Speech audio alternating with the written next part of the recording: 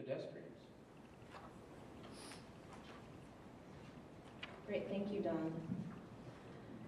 So with that, I'm going to go over a little bit about how the TAP process works and one of the amount of research that goes into this. How many people in the audience have been a part of a TAP?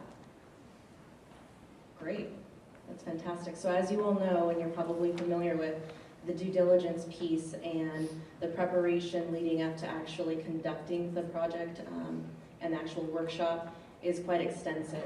In this case, one of the things that we needed to identify was really assess the area and look at the stakeholders and the individuals and the users of the site. I'm assuming everybody's familiar with where Laguna Hills Mall is. Does anybody not know? Not that anybody would admit it, but. Well, one of the things that we did was we looked at the existing conditions, and from that, it helped us identify who those stakeholders were. So this is just a really quick overview, and again, it's in your report, so I'm not going to read all of them, that helped us address what some of the main issues were. The impact of destinations can act as a curse and a blessing. There's no distinct identity, lack of orientation and coherence. Typical 1970s auto-oriented suburban mall development. There's a lack of sense of authenticity. Lack of pedestrian friendliness. Robust transit service center at OCTA Transit Center, and it's actually the heaviest used transit center in South Orange County, so that was significant given the fact that we often struggle as land use professionals trying to get people to use transit, so obviously they're doing it here.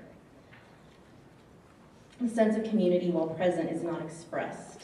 They have nearly all the right ingredients to build a place, but for some reason it's still not there. The place elements are too far spread out. Local pride and use of the mall area, residents focus on the destination and overlook the infrastructures and hurdles. So while we may not think of it as the most glamorous or comparable to Irvine Spectrum or Mission Viejo, the residents that use it really go beyond the fact that it may not look the most aesthetically pleasing, and it may be a little bit disconnected and not have a lot of the really great strong tenants that some of the other ones do, but it's still working. It's a B+ small in Simon's portfolio, so obviously something's going right. Shoppers are in the mall and employees in the businesses, but no sense of activity on the outside and in the public realm. So in identifying, the overall situation and what's going on and really looking at what's working and what's not, we were able to identify the stakeholders. Stakeholders in this sense, obviously, we're all familiar with Laguna Woods, based on the fact that we selected this site because of its focus on bus rapid transit, the workers that are coming in and serving the hospital and the Laguna Woods area was key. There's a direct line straight from Santa Ana, and it's a pretty active bus stop. One of the things that Don and Vern had expressed to us early on is that if you look outside across the street, you see the street full of people walking up and down it all day long on El Toro. And for those of you who have taken that El Toro exit, it's a little nerve-wracking, and you kind of take your life into your own hands. So as far as creating, a little bit more of a safe haven, or even just a sense of comfort for those people that constantly use it, that was important. The workers that are in the mall, that's also something that was critical. The people that are actually working in the retail area, and then also the neighbor, the Saddleback Hospital, is growing, it's expanding, it's something that's going to continue to grow over time. So they wanted to look at who the workers were. That led us to where do they live? I mean, what around there? Obviously, they're not living in the retirement communities. So we interviewed the property owners of rental properties around there and found that a lot of the residents there are actually students that have graduated from UCLA and USC and are coming there to work in the hospital area. There's a need for more housing. There's a need for a different type of housing. As you all know, if you've ever been to Westwood or downtown LA, Laguna Hills Mall might be just a shot different from the experience that they maybe came from. So the quality of the environment obviously is important. There's actually quite a few people commuting up from the base that work in the area as well. Next thing is the residents, obviously. The great thing about this area is that they have so much public transit. Aside from having the transit center there are the shuttles that Laguna Woods and a lot of the adjacent communities have. That was something that we noticed is they're all almost overly inundated with public transit, where literally they're kind of overlapping trips, and so reducing VMT was something that we wanted to think about as well. So in interviewing, the property owners, the landholders, Fritz Duda has the Oak Ridge Mall that's right to the south of the Laguna Hills Mall. One of the things that we assessed was there was a disconnect of how the community was being informed or was even aware that the city is actually very actively engaged in trying to do something to improve the area so that it's more user-friendly and so that they can engage and bring more residents in and a different experience that's there. But with, again, the adjacent mall areas, there are some hurdles. The other thing that we looked at was based on the fact this is the go-to area. I mean, this is the place to be if you're a senior in Laguna Woods. This is where the shuttles take you, so that quality of life is important to enhance upon and not to ignore. We didn't want to turn our back on the retirement community, and especially since they have such a large captive audience there. So between the workers and the users that are coming in, the seniors, the medical